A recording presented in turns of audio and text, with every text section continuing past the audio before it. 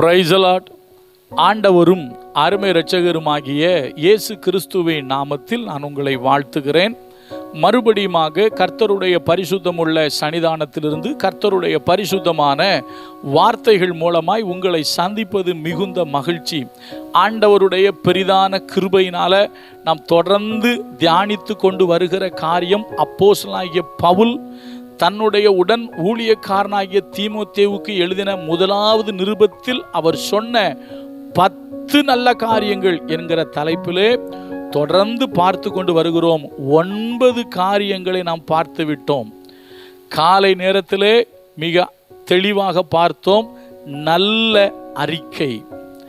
நல்ல அறிக்கைனா என்ன என்பதை காலையில் பார்த்தோம். நம்முடைய ஆண்டவராகிய இயேசு கிறிஸ்து கூட பொந்து பிலாத்துவுக்கு முன்பதாக நல் அறிக்கை பண்ணினவர் என்பதை பார்த்தோம்.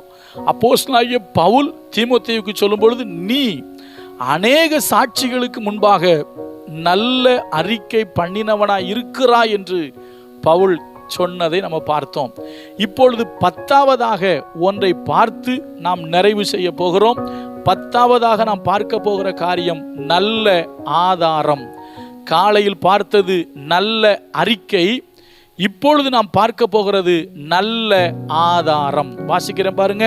1 தீமோத்தேயு 6வது அதிகாரத்தில் அப்போஸ்தலனாகிய பவுல் சொல்ற வார்த்தையை பாருங்க. 19ஆம் வசனம். 1 தீமோத்தேயு 6:19 வசனம். நித்திய ஜீவனை பற்றி கொள்ளும்படி, நல்லா கவனிங்க, நித்திய ஜீவனை பற்றி கொள்ளும்படி வருங்காலத்திற்காக தங்களுக்கு நல்ல ஆதாரத்தை பொக்கிஷமாக வைக்கவும் அவர்களுக்கு கட்டளையிடு. இந்த அவர்களுக்குன்னு அவர் சொன்னது யாருன்னா, ஐஸ்வர்யவான்களுக்கு. இந்த உலகத்திலே மிகப்பெரிய செல்வந்தர்களாக, மிகப்பெரிய பணக்காரர்களாக வாழ்கிற மக்களுக்கு நீ சொல்ல வேண்டிய ஒரு செய்தி இருக்கிறது என்று சொல்லி அப்போஸ்தலனாகிய பவுல் தீமோத்தேயுக்கு சொல்லுகிறார். மிகப்பெரிய பணக்காரங்களாக, செல்வந்தர்களாக, கோடிகளில் புரளக்கூடிய மனிதர்களுக்கு நீ சொல்லு.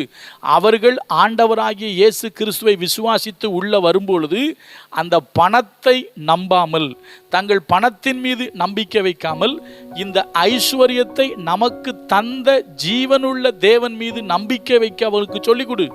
அது மட்டுமல்ல, அவர்களை தான தர்மம் பண்ண சொல்லு, நற்கிரியை செய்ய சொல்லு அப்படின்னு சொல்லிட்டு ஒரு அழகான வார்த்தை சொல்றாரு, நித்திய ஜீவனை பற்றி கொள்வதற்காக.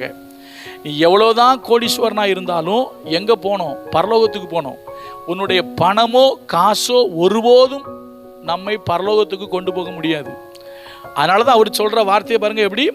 நித்திய ஜீவனை பற்றி கொள்ளும்படி வருங்காலத்திற்காக தங்களுக்கு நல்ல ஆதாரத்தை பொக்கிஷமா வைக்கவும் அவங்களுக்கு கட்டளையிடு.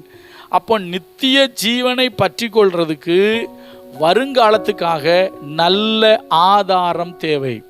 அதனாலதான் 10வது பாயிண்ட் என்னன்னா, நல்ல ஆதாரம். நீங்க ஏழையா இருந்தாலும், எவ்வளோ பெரிய கோடீஸ்வரனா இருந்தாலும், நீங்கள் நல்ல ஆதாரம் உள்ளவர்களா இருக்கணும்.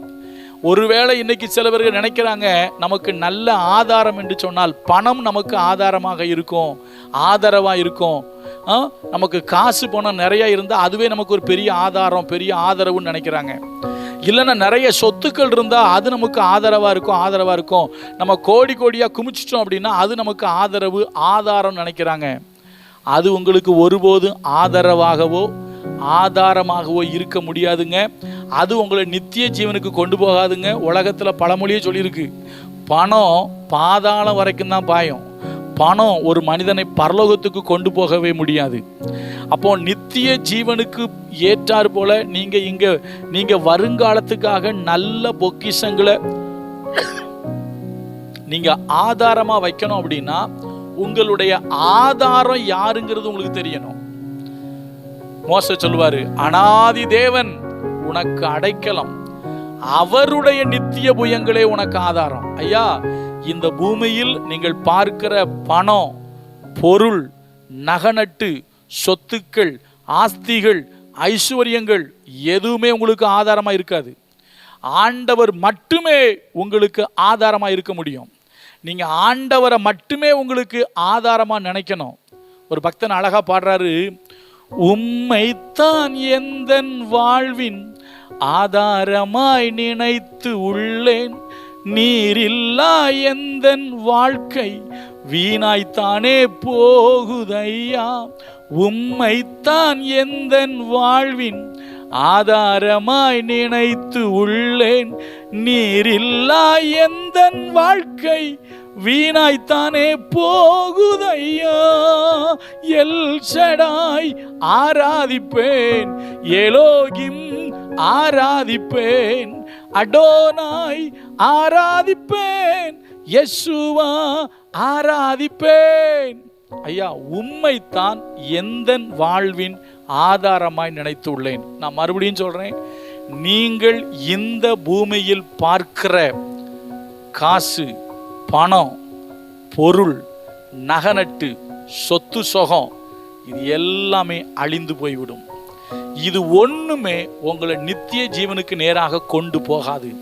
உங்களுக்கு நித்திய ஜீவனுக்கு நேராக உங்களுக்கு கொண்டு போவதற்கு நல்ல ஆதாரம் யார் தெரியுமா? நம்முடைய ஆண்டவராகிய இயேசு கிறிஸ்து. நம்முடைய ஆண்டவர் தான் நமக்கு முதல்ல நல்ல ஆதாரம். ரெண்டாவது ஒன்று இருக்கு, என்ன தெரியுமா? இந்த பூமியில நீங்க வாழும் பொழுது நீங்க செய்யற நற்கிரியைகள், தான தர்மங்கள், நல்ல செயல்கள் இருக்கு பாத்தீங்களா, அதுக்கு உங்களுக்கு பரலோகத்துல கணக்கு பெருங்க. உங்களுக்கு பரலோக பொக்கிஷத்துல அது உங்களுக்கு ஆதாரமா சேர்த்து வைக்கப்படும். இந்த பூமியிலே நீங்கள் செய்கிற நற்காரியங்கள், நீங்க செய்கிற நல்ல விஷயங்கள், உதவிகள், நீங்க செய்கிற ஆண்டவருக்கென்று செய்கிற காரியங்கள் எல்லாவற்றுக்கும் பரலோகத்தில் உங்கள் கணக்கில் பலன் பெருகும். அதான் வருங்காலத்துக்கு நல்ல ஆதாரம். நீங்க வருங்காலத்துக்கு நல்ல ஆதாரம் நீங்க தேடணும்னு விரும்புனீங்க அப்படின்னா ஆண்டவரை உறுதியாய் பற்றி கொள்ளுங்கள். ரெண்டாவது, உங்களால முடிஞ்ச அளவுக்கு மற்றவர்களுக்கு உதவி செய்யுங்கள், தான தர்மம் பண்ணுங்க, ஆண்டவருடைய காரியத்துக்கு நீங்க தாராளமா செயல்படுங்க, இல்லாதவங்களுக்கு நீங்க உதவி செய்யுங்க. அப்படி நீங்க நற்கிரியைகள் செய்யும் பொழுது நீங்கள் இங்கு எது செய்கிறீங்களோ அது பரலோகத்தில் உங்கள் கணக்கில் பலன் பெருகும். அது வருங்காலத்துக்கு நல்ல பொக்கிஷமா, ஆதாரமா உங்களுக்காக பரலோகத்தில் இருக்கும். மறுபடியும் சொல்கிறேன், நல்ல ஆதாரம் என்பது ஆண்டவரே நமக்கு நல்ல ஆதாரம். ரெண்டாவது, நாம் செய்கிற நல்ல காரியங்கள் பரலோகத்தில் பொக்கிஷமாக நமக்கு நல்ல ஆதாரமாக இருக்கும். கர்த்தர் நல்லவர், அவர் கிருபை நம்மேல் என்றும் உள்ளது. God bless you.